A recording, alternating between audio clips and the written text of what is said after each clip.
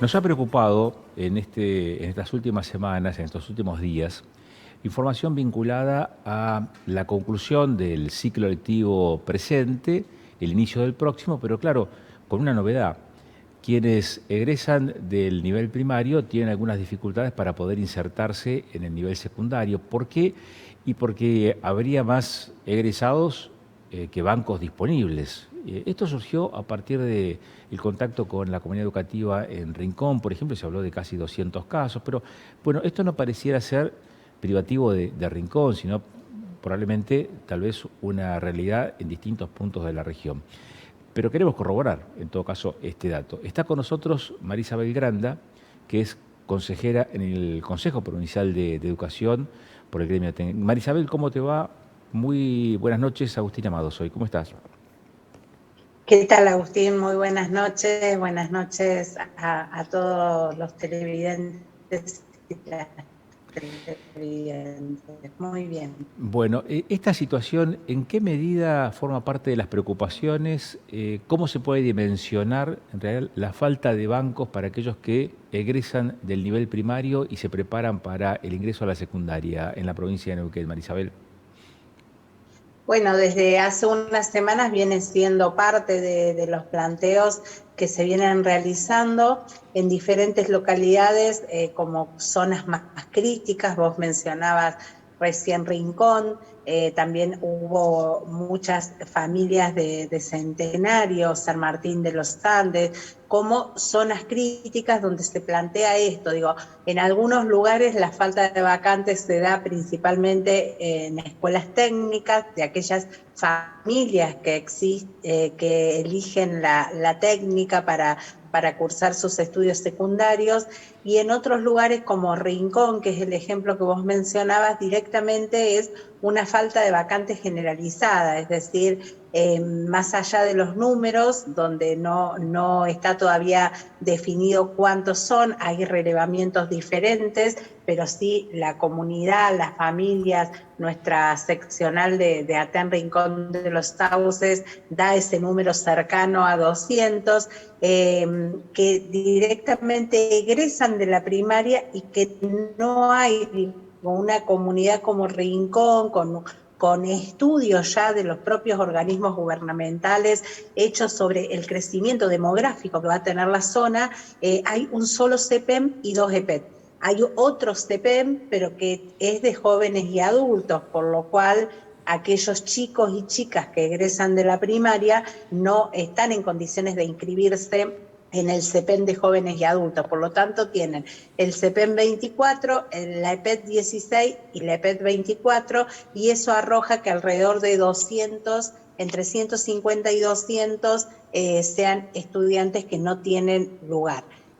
Trabajamos bastante sobre eso. Nosotras viajamos a Rincón, nos reunimos con la comunidad vino la semana pasada por segunda vez al Consejo de Educación, y ahí logramos que el viernes viajaran al territorio funcionarios de técnica y de educación secundaria a reunirse con las familias y a evaluar ciertas posibilidades, ¿no?, que hay para dar respuesta, porque claramente las respuestas tienen que estar, y en ese sentido, además de decir que muchas veces la respuesta termina llegando porque hay que garantizar la escuela secundaria, pero termina llegando en una escuela que termina aumentando su matrícula a cifras que son como muy poco aconsejables para lo que implica el gobierno de una institución.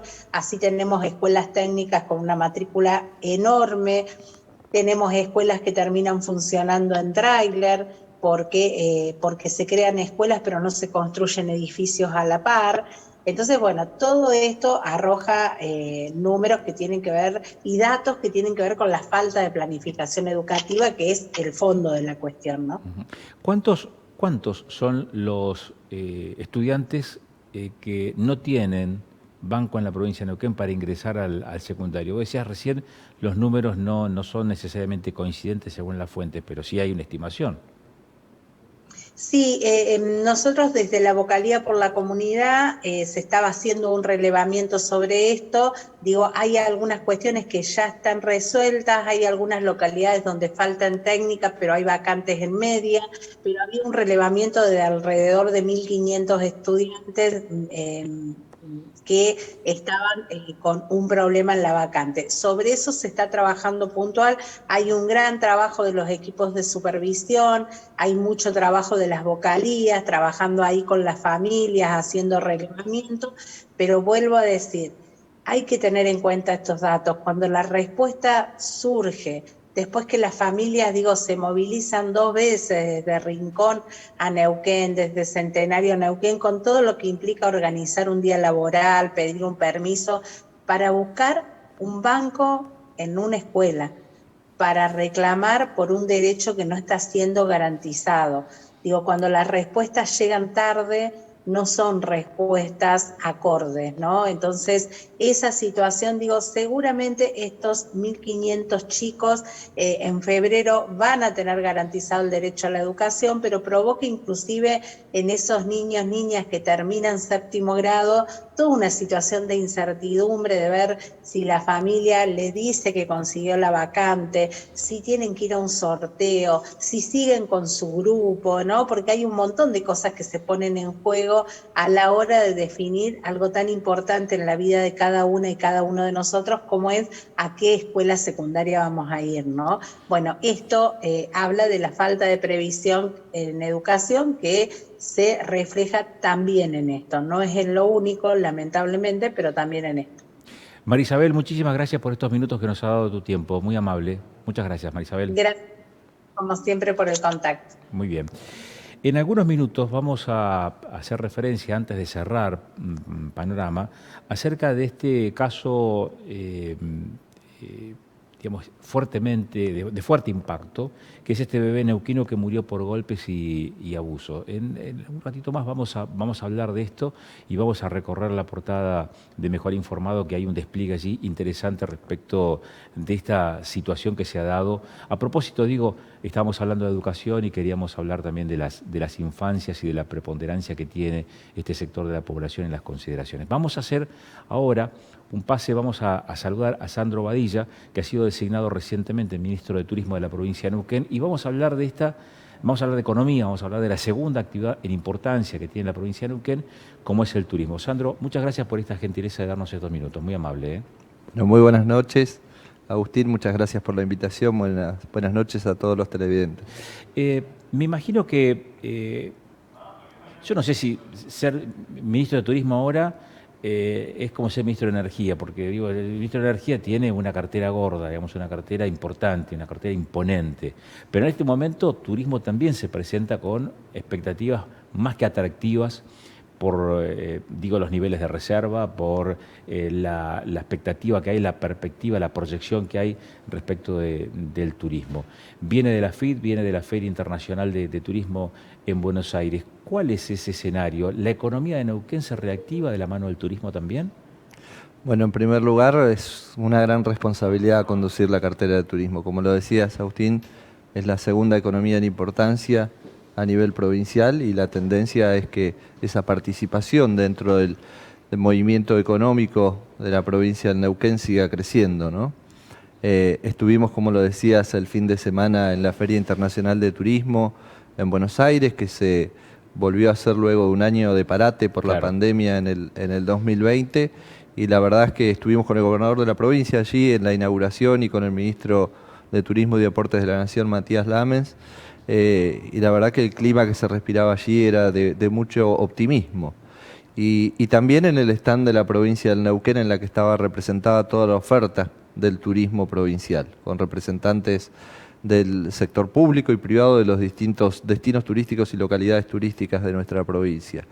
Mucho optimismo porque hay mucho interés en la provincia del Neuquén. Hay muchas ganas de visitarlo. Hay mucho interés de inversión en la provincia de Neuquén, hay mucho interés por venir a visitar la provincia de Neuquén, por vacacionar en Neuquén. En primer lugar, hay mucho interés de la gente por visitar. y venir a la provincia del Neuquén a recorrer los diferentes destinos turísticos. La gente tiene ganas de salir, tiene ganas de encontrarse y en ese escenario la provincia del Neuquén corre con la ventaja de que ya es un destino turístico consolidado, ¿no? Y con un nombre muy importante, ¿no? ¿Cuáles son las herramientas que tiene el Estado provincial para facilitar, favorecer, estimular las inversiones en el ámbito turístico? Porque es cierto que todavía hay mucho por desarrollar, entre otras cosas el norte neuquino, por ejemplo. Sí, sin dudas. Bueno, el desafío en esta etapa y a las puertas de lo que va a ser seguramente una temporada turística récord en la provincia del Neuquén pasa por seguir acompañando a los destinos turísticos consolidados, seguir acompañando fuertemente a aquellos destinos en vías de desarrollo y, como lo decías, más aún todavía aquellos destinos emergentes que tanto potencial tiene como el norte neuquino, y generar políticas públicas que contribuyan también a que el privado se interese en venir a invertir. ¿Hubo interés de los privados en la Feria Internacional de Turismo para indagar respecto de lo que ofrece el norte neuquino u otros sectores turísticos de la provincia? Permanentemente Neuquén despierta ese interés. ¿Y inversiones? Sí, permanentemente hay contactos con las distintas áreas del gobierno de la provincia para radicar inversiones de la mano de esta actividad que sigue creciendo, ¿no? Y que nos va a dar una temporada, como decíamos recién, una temporada récord en todos los destinos turísticos de la provincia. Hay reservas estimadas que superan el 90% en enero en algunos de los destinos turísticos de Neuquén. ¿Y cruzan los dedos para que la pandemia no haga de las suyas? Bueno, hay que seguir y retomar en aquellos casos que se hayan relajado los cuidados necesarios. Neuquén fue certificado el año pasado con el certificado Safe Travel, que lo posiciona como un destino seguro, ¿no? En cuanto a la aplicación de protocolos y normas de cuidado. Hay que seguirse cuidando y eso ayuda a la campaña de vacunación histórica que se viene llevando adelante en toda la provincia del Neuquén, con casi un 73% de la población neuquina con un esquema de vacunación completo, uno de los porcentajes más altos del país. Así que creo que Neuquén está preparado para recibir los turistas y para minimizar los efectos de este virus, ¿no? Turismo interno, turismo de cabotaje. Por ahora el turismo obviamente es turismo nacional, ¿no? Que bueno, son emisores de más del 70% de los turistas que visitan Neuquén y los distintos destinos turísticos, pero obviamente que tampoco nos relajamos y tenemos que seguir trabajando y seguir posicionando a Neuquén como un destino turístico de nivel internacional. Claro. ¿Qué pasa con el aeropuerto de Chapelco, con el aeropuerto de San Martín de los Andes, Sandro? Bueno, la FIT también es un ámbito propicio, no solo para recibir a los interesados en visitar nuestra provincia, sino que es un ámbito propicio también para reunirse y tomar contacto con diferentes actores de la actividad turística, y uno de ellos es, sin lugar a dudas, el sector aerocomercial, ¿no? Así que estuvimos reunidos con algunos representantes de empresas, charlando sobre la situación. Es un tanto diferente la situación del aeropuerto Chapelco, que por ahí ha recuperado gran parte y casi diría que ya está al nivel de la prepandemia en cuanto a las frecuencias de vuelo que llegan a San Martín de los Andes. No es la misma situación que se registra en el aeropuerto internacional Juan Domingo Perón aquí en Neuquén Capital, donde todavía los vuelos y las frecuencias están a un 45% de lo que teníamos antes de la pandemia. Pero hay reclamo de los operadores turísticos para que se acondicione o se reacondicione la estación aérea de Chapelco. Se sigue trabajando permanentemente para mejorar la estación de Chapelco, pero eso no ha impactado en el nivel de frecuencias, ¿no? Aquí en Neuquén obviamente el desafío es seguir trabajando para que volver a tener las frecuencias que teníamos. Obviamente que hay cuestiones que tienen que ver con el mercado, que han impactado con el mercado aerocomercial, digo, ¿no? La salida de LATAM ha dejado a nuestro país con menos aviones de los que tenían, y eso hace obviamente que tengamos menos frecuencias, pero estamos trabajando fuertemente y nos ha pedido el gobernador de la provincia, el contador Omar Gutiérrez, que trabajemos junto al sector privado también, del sector turístico, para tratar de recuperar esas frecuencias. ¿Qué expectativa respecto del desembolso, del circulante que puede haber en el verano en función de este nivel de reservas que hay en los centros turísticos de la provincia de Neuquén, Sandro? Bueno, la provincia de Neuquén tiene una oferta de 885 establecimientos turísticos habilitados. Tiene la capacidad de recibir a 30.000 turistas por día, de hospedar a 30.000 turistas por día. 217 prestadores de servicios de actividades turísticas. 28 establecimientos gastronómicos certificados con el sello de distinción de la gastronomía neuquina y 22 en proceso de habilitarse. O sea, está preparada la actividad para recibir a los turistas que van a venir, a los que ya han pactado su reserva en los distintos destinos turísticos de la provincia y los que aún no lo han hecho, pero seguramente lo van a hacer. Esperamos hasta el 30 de abril, eso es una meta que nos hemos fijado, hasta el 30 de abril del año 2022, 1,5 millones de turistas en la provincia de Neuquén. ¿Y eso en plata cuánto es? Es bastante dinero, hay que hacer los cálculos, pero impacta positivamente en el movimiento económico provincial, hace que el turismo vaya teniendo cada vez mayor participación en el movimiento económico de la provincia de Neuquén. No puedo dejar de consultarlo acerca de su designación. ¿Cuántos días lleva? ¿En 5 días? Asumí el día viernes. El viernes. Estamos a lunes. Sí. 4 días.